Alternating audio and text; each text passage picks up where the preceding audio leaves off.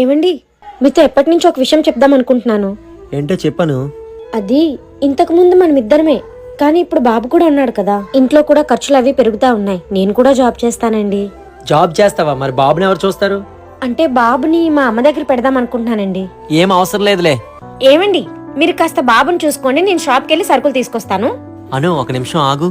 ఏమైందండి? షాప్ వాళ్ళకి పాత బాకీ ఇంకా ఇవ్వలేదు. సరుకులు 2 days తర్వాత తెచ్చుకోవచ్చులే. షాప్కి అమౌంట్